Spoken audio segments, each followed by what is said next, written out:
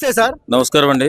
Sir మనం చూస్తున్నాము తిరుమల లడ్డు విషయంలో ఈ రోజు ఉండవల్లి అరుణ్ కుమార్ గారు కొన్ని మాటలు అన్నారు, చంద్రబాబు గారు దైవ ద్రోహి అని. సో ఎలా చూడొచ్చు మనం దీన్ని?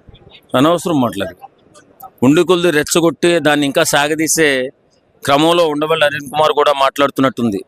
ఏదేమైనా మెల్లిగా స్తబ్దతగా ఈ లడ్డు వ్యవహారం పక్కకి వెళ్ళిపోతుంది అన్నప్పుడు ఇలాంటి వాళ్ళంతా వచ్చి మళ్ళీ దాన్ని రేపి దైవద్రోహి దేశద్రోహి ఇలాంటి మాటలు మాట్లాడకూడదు.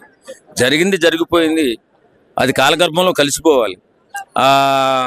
ఎవరైనా సరే ఇంకా లడ్డు గురించి మాట్లాడకుండా ఉంటేనే బాగుంటుంది.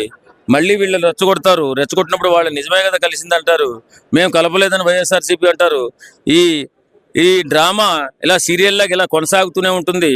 హిందువుల మనోభావాలు దెబ్బతింటూనే ఉంటాయి, హిందువుల ఆరోగ్యాలు కూడా దెబ్బతింటూ ఉంటాయి. కాబట్టి ఇలాంటి మాటలు మాట్లాడకుండా ఉంటే బాగుంటుంది. దేశ దైవద్రోహి అనే మాటకి అసలు అలా అనకూడదు. ఎందుకంటే ఆ స్థాయిలో ఉన్నటువంటి వ్యక్తి, నీకు చేతనైతే సాయం చేయి, లేకపోతే మూలను కూర్చో, అంతే తప్ప పరిపాలన చేస్తున్నటువంటి వాళ్ళని ద్రోహి అని ఆ మాటని ఈ మాటని నువ్వు ద్రోహుగా మిగిలిపోవద్దు. ఉండవల్లి ఏంటని పేరు మర్చిపోతాను, అరుణ్ కుమార్ గారు, ఇతను నువ్వు ద్రోహిగా మిగిలిపోకు. ఎందుకంటే ఇలాగ రెచ్చగొట్టకండి. ఈ లడ్డు వ్యవహారం ఇప్పుడు మన కోర్టు పరిధిలోకి వెళ్ళిపోయింది, సిట్టు పరిధిలోకి వెళ్ళిపోయింది. కాబట్టి మీరు అందులో కలగజేసుకోకుండా పుండి మీద కారం చల్లకుండా ఉంటే బాగుంటుందని చెప్పి వారికి చెప్తున్నాం. సార్ ఇంకొక విషయానికి వస్తే జగన్ గారు మాట్లాడుతూ వైసీపీ కార్యకర్తల జోలికి వస్తే ఎవరిని వదలమన్నారు. సో దానికి వైసీపీ కార్యకర్తల జోలికి ఊరికే ఎందుకు వెళ్తారు వీళ్ళు? ఎవరైనా ఇప్పుడు ఎవరిని వదలరు వీళ్ళు. సరే మనం అనుకుందాం, ఇంకా వీళ్ళకి 3.5 సంవత్సరాలు ఉంది, మరి వీళ్ళ జోలికి వస్తే వాళ్ళు వదులుతారా? ఇలాంటి రెచ్చగొట్టే మాటలు రాజకీయాల్లో ఉండకూడదండి. నువ్వు పరిపాలన పట్ల చేస్తున్నటువంటి అభివృద్ధి పట్ల మాట్లాడాలా. ఈ అభివృద్ధిలో ఈ నష్టం ఉంది, ఈ అభివృద్ధిలో సరైన ఉపాధి లేకుండా పోయిందని మాట్లాడాలి తప్ప నేను వస్తే ఏదో పీకేస్తాను, నువ్వు వస్తే ఏం పీకేస్తా అంటే, ఒకవేళ రేపు పొద్దున జగన్ వస్తాడు, వాళ్ళని ఏదో చేస్తాడు, తర్వాత వాళ్ళు వస్తారు, వీళ్ళేదో. ఇది ఎందుకైనా రాజకీయం ప్రజలను బాగు చేయడానికి, యువతకు ఉద్యోగాలు చూపించడానికి కాదా వీళ్ళు మాట్లాడేది? ఇప్పుడు అంటే జగన్ వస్తే ఏదో చేస్తా అంటే ఏం రాక్షసుడు అతను అంటే కొంపదీసి? అంటే ఇలాంటి రానివ్వను కోసేస్తానంటే ఎవడైనా ఓటేస్తాడా? ఫ్యూచర్లో నీ జీవితంలో ఓట్లు వేయించుకోగలుగుతావా? ఇలాంటి తెలుగు తక్కువ మాటలు మాట్లాడకుండా సంస్కారవంతంగా మాట్లాడుకుంటూ ప్రజలకి ఏది ఆమోదయోగ్యమో, ప్రజలకి ఏ రకంగా మనం అండగా నిలబడితే ఉపయోగపడుతుందో అది ఆలోచించాలి తప్ప మేము వస్తే ఏదో చేసేస్తా ఉంటే అది కళ, నీ భ్రమ. అది రానివ్వరు కదా, ఎందుకు రానిస్తారు? ఏదో చేస్తాడంటారా బాబు, భయపడిపోయి ఓట్లు వేస్తారు. ఇప్పుడు వద్దు జగన్మోహన్ రెడ్డి వద్దనుకుంటే ఆయన ఎక్కడ ఉంటాడు? మళ్ళీ వస్తాడా? ఇప్పుడే భయపడ్డాడు ఎందుకంటున్నా? ఇప్పుడు జరుగుతున్నటువంటి అభివృద్ధిమే మాట్లాడు, అక్కడ అన్యాయం జరుగుతుంది, ఇక్కడ ప్రజలకు అన్యాయం జరుగుతుందని మాట్లాడుకోవాలి తప్ప ఇలాగ పొగరు తలకెక్కిన మాటలు మాట్లాడితే ఫ్యూచర్లో జగన్మోహన్ రెడ్డి అనేవాడు రావడానికి అవకాశమే లేదు. సార్ నమస్తే. సార్ నమస్కారం అండి. ఉండవల్లి అరుణ్ కుమార్ గారు ఈరోజు వ్యాఖ్యలు చేశారు కొన్ని, చంద్రబాబు గారు దైవద్రోహి అని. సో ఎంతవరకు కరెక్ట్? అంటే ఏ విధంగా దైవద్రోహి అని చెప్పేసి నాకు ఎంతవరకు అర్థం కాలేదండి. ఆయన దైవద్రోహి అని చెప్పేసి అంటే అది సరిపోతుందా? అంటే ఆయన తిరుపతికి ఇంతవరకు వెళ్ళలేదా? లేక తిరుపతిలో కావాలని చెప్పేసి వెళ్ళకుండా ఇంటి దగ్గర సెట్టింగ్ వేయించుకున్నారా? లేక తిరుపతి వెంకటేశ్వరుని ఇంటికి ఏమైనా పిలిపించుకున్నారా?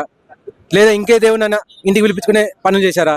లేకపోతే ఏ దేవుడైనా తిట్టారా? ఆయన మీరు ఏ రకంగా దైవద్రోహి అని చెప్పి అన్నారు, అది కాస్త ఒకసారి చెప్పండి. మీరు ఏదో మాట అని చెప్పి గాలి కంటే అదే స్ప్రెడ్ అవుతుంది అని చెప్పి అనుకోకండి. ఇక్కడ ప్రజలు కూడా కళ్ళు తెరిచి ఉన్నారు, వాళ్ళకు కూడా నిజాలని చెప్పి తెలుస్తున్నాయి.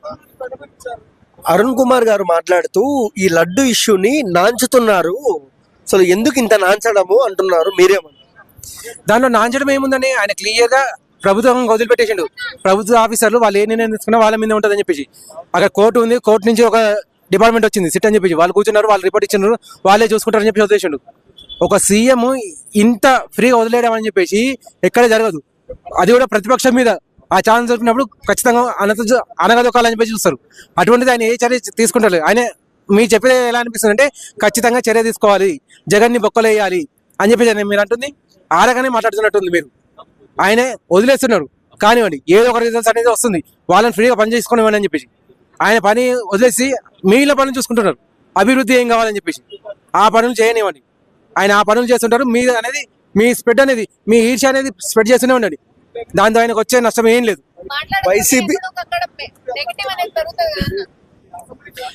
మాట్లాడకపోతే నెగిటివ్ అని కాదండి, ఆల్రెడీ సిట్ అనేది రిపోర్ట్ ఇచ్చేసింది, నెయ్యే కాదని చెప్పేసి వచ్చింది. నెయ్యే కాదనే చోట ఖచ్చితంగా చర్యలు ఉంటాయని చెప్పేసి సామాన్య ప్రజానికానికి కూడా అర్థమైపోయింది. సో దీంట్లో ఇంకా సీఎం గారు చెప్పేసి ఏవో ఇంకా అల్లరి లేపడం ఆయనకి ఇష్టం లేదు. ఆయన అధికార పక్షంగా ఉన్నాడు. ఆయన అల్లరి అనేటివి వస్తే అనగదొక్కాలని చెప్పేసి చూడాలి. అటువంటిది ఆ అల్లరి అనేది రాకుండా ఆయన చర్యలు తీసుకున్నాడంటే దానికి హ్యాట్స్ ఆఫ్ చంద్రబాబు నాయుడు గారు. మీరు చాలా సమయంగా ఉన్నారు, అలానే ఉండండి. ఒక ఇష్యూ అనేది వాళ్ళని గవర్నమెంట్ ఆఫీసర్లను చూసుకోవాలండి, సరిపోతుంది. మీరు మాకు అభివృద్ధి చేసి చూపించండి. హైదరాబాద్ లో హైటెక్ సిటీ ఎలా కట్టారు, మాకు కూడా అలా కావాలి. మాకు కూడా ఆంధ్రప్రదేశ్ చాలా అభివృద్ధి కావాలి.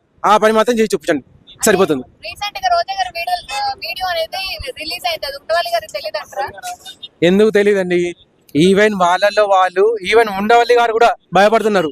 దీని మీద ఏమొస్తుంది, అధికారులు చర్య తీసుకునే లోపల మా మీద దేవుడు ఏమైనా చూపిస్తాడా? కొంతమంది గుట్టల్లో తెలియకుండా శవాలు మాయమైనవి, ఆ రకంగా మాకేమైనా జరుగుతుందా అని చెప్పి వాళ్ళ వాళ్ళు భయపడుతున్నారు. వాళ్ళ వీడియో రిలీజ్ చేసుకోవడం కూడా వాళ్ళకి ఉద్దేశం కూడా ఇదే, వాళ్ళు కావాలని ఆ వీడియోని రిలీజ్ చేసుకున్నారు. మేము కూడా భయపడుతున్నాం, మమ్మల్ని వదిలేయండి ఇప్పటికైనా. మాకు దేవుడి భయం అనేది ఉంది. మా వాళ్ళు చేసిన తప్పే, మేము చేసిన తప్పు కాదు, మా వాళ్ళ వల్ల జరిగింది అని చెప్పి పరోక్షంగా ఆ వీడియోలు చూపించారు. వాళ్ళకి భయం అనేది ఖచ్చితంగా ఉంది. ప్రభుత్వం అనేది చర్య తీసుకోండి, దేవుడి వరకు తీసుకెళ్ళకండి అని చెప్పి వాళ్ళు భయపడుతున్నారు. మీరు తొందరగా చర్య తీసుకోండి, ఏదో ఒక శిక్ష వేసేయండి, దేవుడు కూడా తెలిసేలా చేయండి. వాళ్ళకి ఆల్రెడీ శిక్ష పడిందని చెప్పి వాళ్ళు కూడా కోరుకునేది అదే. కొన్ని కోట్ల మంది తినే ప్రసాదంలో ఆ విధంగా చేయడం ఎంతవరకు కరెక్ట్? నీచమైన ఏమైన పని, ఇంతకంటే ఏదైనా వర్డ్ ఉందా చెప్పండి, ఆ వర్డ్ని యూజ్ చేద్దాం. ఎందుకంటే హిందువులు భారతదేశంలో మాత్రమే స్వేచ్ఛగా బతకగలుగుతున్నారు. అటు పాకిస్తాన్లో కానీ ఇటు బంగ్లాదేశ్లో కానీ హిందువులను పొరపాటున చెప్పుకున్నా కానీ ఎప్పుడు చేస్తారో తెలియని పరిస్థితి వాళ్ళకు.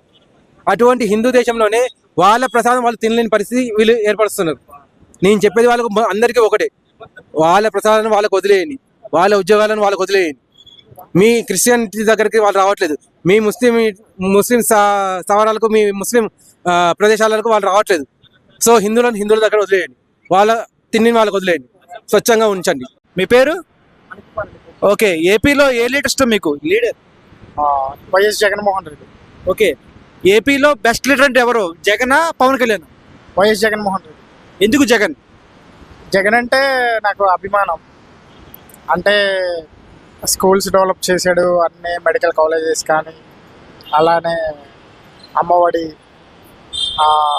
ఏదైనా కానీ జగన్ ఫ్యాన్స్ కానీ ఎక్కువ, కుర్రోళ్ళు యూత్ జగన్నే అందరూ ఇష్టపడతారు. ఎందుకంటే జగన్ పొలిటికల్ లీడర్ కాబట్టి ఎలానా ఏమన్నా స్కూల్స్ డెవలపింగ్ కానీ, సచివాలయం కానీ, ఉద్యోగాలు కానీ అవి ఉన్నప్పుడు అధికారంలో ఉన్నదన్న. లాస్ట్ టైం 151 సీట్లు వచ్చినాయి కదా, ఈసారి ఎందుకంటే తగ్గిపోయినాయి 11? అంటే ఎందుకని అంటే ఇప్పుడు కూటమి ప్రభుత్వం ఉంది కదా, అందువల్ల ముగ్గురు కలిసి పోటీ చేయడం వలన అట్లా జగన్మోహన్ రెడ్డికి 11 సీట్లే వచ్చినాయి. ఓకే, నెక్స్ట్ టైం 2029లో పవన్ కళ్యాణ్ సీఎం అవుతారా, జగన్ సీఎం అవుతారా? వైఎస్ జగన్మోహన్ రెడ్డి 2029లో సీఎం అవుతాడు. ఎందుకు అంత బలంగా చెప్తున్నారు? 100%గా. ఇప్పుడు ఎందుకంటే నెగిటివ్ వచ్చింది కదా, అంటే అందువల్ల వైఎస్ జగన్మోహన్ రెడ్డి 29లో వైఎస్ జగన్మోహన్ రెడ్డి సీఎం అవుతాడు. ఓకే, వైఎస్ జగన్ పాదయాత్ర మొదలెట్టారు కదా, ఎట్లా అనిపిస్తుంది? మంచిగానే అనిపిస్తుంది అన్న. నేను కూడా ఇంటికి వెళ్తే నేను కూడా ఆ పాదయాత్రలో పాల్గొనాలని అనుకుంటున్నాను. ఓకే, అంటే ఇప్పుడు వైఎస్ జగన్ గారి వీడియో చూస్తే ఏం చెప్తారు అన్న? వైఎస్ జగన్ గారి వీడియో చూస్తే ఏం చెప్తారు? వైఎస్ జగన్మోహన్ రెడ్డి గారు నా వీడియో చూసి, జగన్మోహన్ రెడ్డి లడ్డు విషయంలో కాంట్రవర్సీ జరిగింది కదా, ఐ మీన్ కల్తీ జరిగిందని చెప్పేసి దాని గురించి చెప్తారు.